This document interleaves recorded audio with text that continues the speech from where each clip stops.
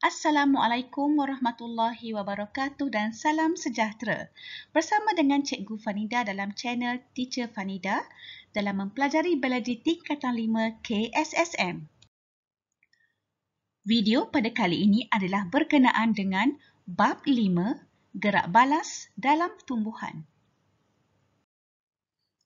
Standard pembelajaran yang perlu anak-anak kuasai adalah 5.1 iaitu jenis gerak balas di mana anak-anak perlu memerihalkan jenis gerak balas tumbuhan iaitu pertama tropisma dan kedua nasti.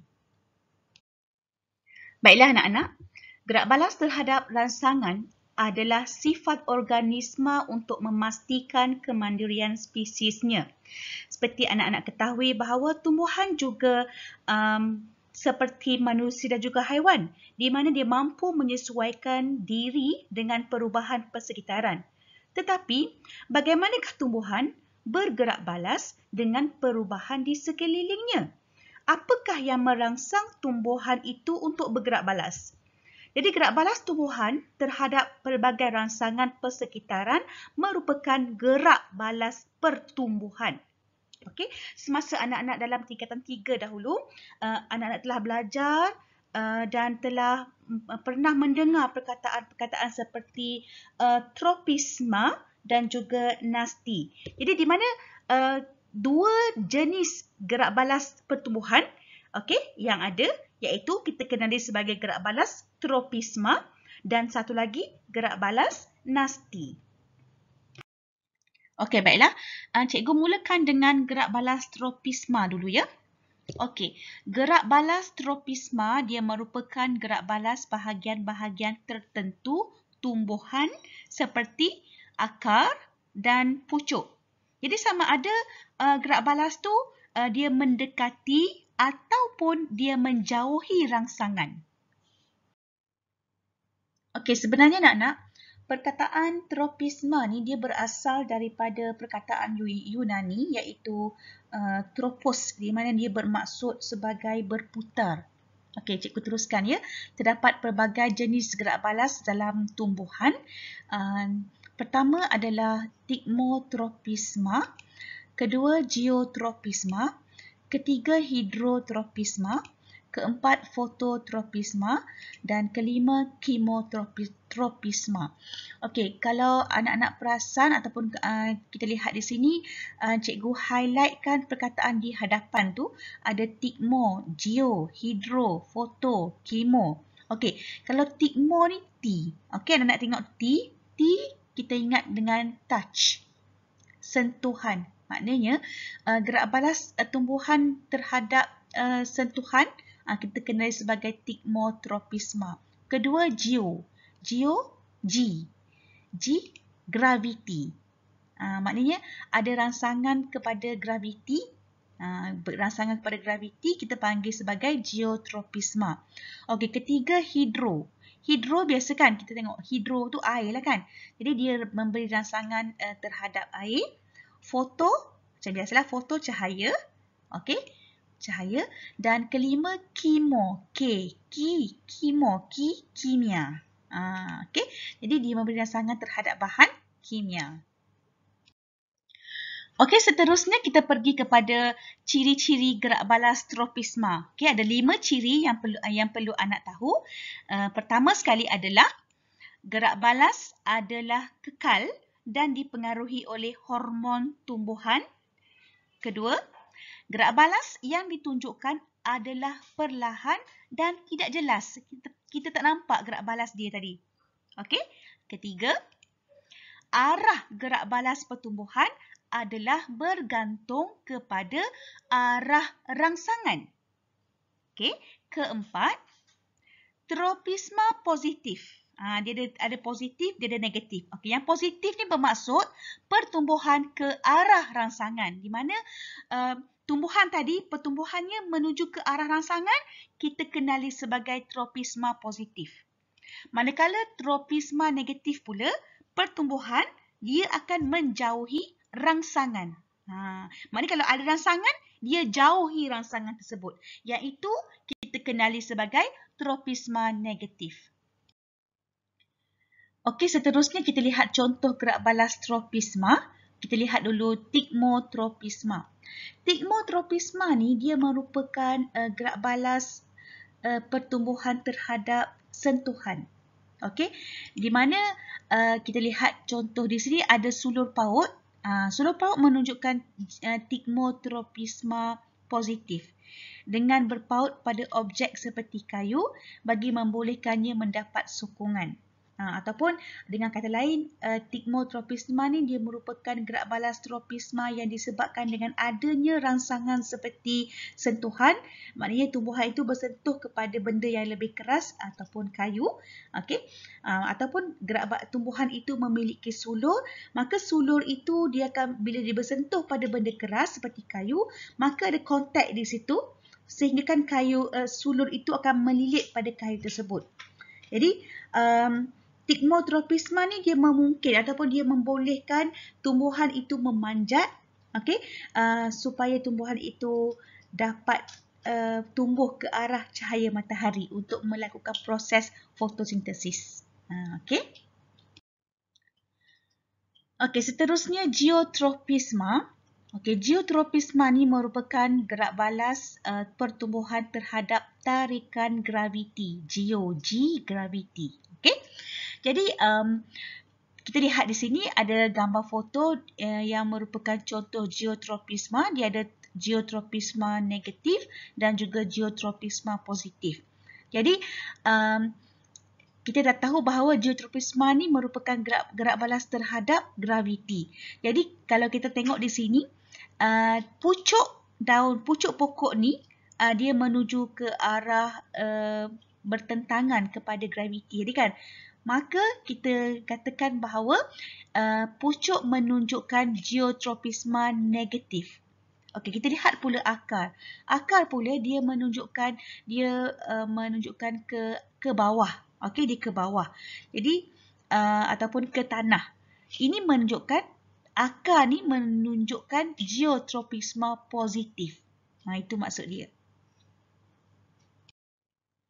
Okey, kita lihat pula hidrotropisma. Okey, kataan hidro ni kan, hidro maknanya air. Okey, kita lihat apa yang berlaku. Jadi, hidrotropisma ni dia merupakan gerak balas pertumbuhan terhadap air. Akar dia menunjukkan hidrotropisma positif kerana tumbuh ke arah air. Kita lihat gambar foto dekat sebelah ni, kita dapati akar ni pergi mencari arah air kan. Di sini ada air dan kita lihat akar ni menuju ke arah air. Ini menunjukkan akar ni menunjukkan hidrotropisma positif. Okey, seterusnya fototropisma. Foto cahaya. Jadi maknanya fototropisma ni merupakan gerak balas pertumbuhan terhadap cahaya. Kita lihat gambar rajah di sebelah ni, kita dapati bahawa kalau tengok pokok ni kan, ni ada tingkap kan, dan tingkap ni ada for sure lah dia ada matahari kan kat luar tu. Jadi kita tengok pokok ni dia membengkok. Dia membengkok ke arah tingkap. Maknanya dia membengkok ke arah cahaya. Jadi pucuk menunjukkan fototropisma positif. Ini kerana pucuk tumbuh ke arah cahaya. Itu maksud dia. Okey, kemudian kita pergi kepada kemotropisma. Okey, kemotropisma ni kimia. Okey, dia maknanya gerak balas pertumbuhan terhadap bahan kimia. Okey, kita tengok gambar rajah, gambar foto 5.6, contoh kemotropisma. Okey, kita tengok dekat atas dulu. Okey, ada seseorang meletakkan baja kan, meletak garam mineral ke bahagian akar. Jadi akar menunjukkan kemotropisma positif apabila tumbuh ke arah garam mineral tersebut. Baja ini mengandungi garam mineral, maka akar memberi rangsangan kepada bahan kimia tadi yang ada pada baja ni. Okey, kalau baja biji-biji ni memang baja kimia lah dan baja kimia ni biasanya memang ada garam mineral lah. Jadi di sini akar yang memberikan rangsangan yang positif. So akar menunjukkan kemotropisma positif. Okey, kita lihat pula di sini, kita tengok ada racun kan? Ada seseorang menyembur racun. Okey. Kemudian kita dapati bahawa akar ni menunjukkan kemotropisma negatif apabila tumbuh menjauhi bahan kimia tertentu seperti racun. Okey, biasanya manusia ni dia ataupun individu ni dia menyembur racun. Jadi akar memang menjauhilah racun tersebut. Jadi kita katakan bahawa akan menunjukkan kemotropisma negatif. Tadi cikgu cakap pasal tropisma kan. Okey, kita tengok satu lagi gerak balas ataupun dan cikgu sebut itu gerak balas yang kedua iaitu gerak balas nasti. Apa di gerak balas nasti? Gerak balas nasti ni dia terdiri daripada fotonasti, seismonasti, niktinasti, termonasti dan tigmonasti. Foto cahaya. Seis tu apa? Tak jumpa lagi kan dekat tropism tak ada seis tadi. Seismonasti. Niktinasti pun tak ada. Termo mesti macam suhu kan. Tigmo jumpa lagi satu lagi. Tigmo. Okey, kita lihat. Okey, ciri-ciri gerak balas nasti ni adalah tidak semua gerak balas nasti merupakan gerak balas pertumbuhan. Maksudnya macam ni. Tidak semua gerak balas nasti tu adalah gerak balas bagi pertumbuhan tersebut. Okey. Kedua, gerak balas yang ditunjukkan adalah lebih cepat dan jelas daripada gerak balas tropism. Maknanya kalau kita bagi rangsangan, kita boleh tengok ataupun dia akan menunjukkan gerak balas yang cepat dan jelas. Tadi tak jelas kan? Yang tropism tadi tak nampak dengan jelas. Tapi kalau nasti nampak dengan jelas. Okey, nanti cikgu tunjuk contoh dia. Okey, dan yang ketiga, terdapat gerak balas nasti di mana dia bertujuan untuk menyelamatkan diri dia. Menyelamatkan diri tumbuhan tersebut. Okey? Ini dia contoh gerak balas nasti. Kita lihat di sini, biasanya kelopak bunga terlibat dalam gerakan fotonasti yang bergerak balas terhadap cahaya. Kelopak bunga yang biasanya terlibat dalam gerak balas fotonasti. Okay. Contohnya pokok bunga ros Jepun. Ini di sebelah ni ada gambar ros Jepun ni. Okay. Maknanya bunga ros Jepun ni dia akan berkembang apabila dia menerima cahaya matahari yang maksimum. Kalau ada sesiapa tanam pokok bunga ros Jepun, kalau kita dapati waktu pagi sangat, contohnya pukul 7, pukul 8 pagi, maknanya cahaya matahari tu tidak lagi memancar dengan terik, bunga ros Jepun ni tak akan berkembang lagi. Bila kita nak tengok bila pokok ros Jepun ni berkembang, apabila pada waktu tengah hari sikit ataupun pukul 11 ke atas, kita akan dapati bunga ros Jepun akan berkembang.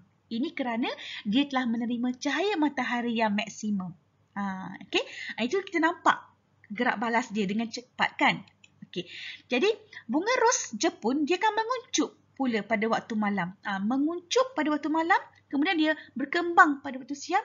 Dia maknanya kita nampak pergerakan dia tu. Gerakan dia tu. Okay? Kita lihat pula seismonasti. Seismonasti tu apa? Okay.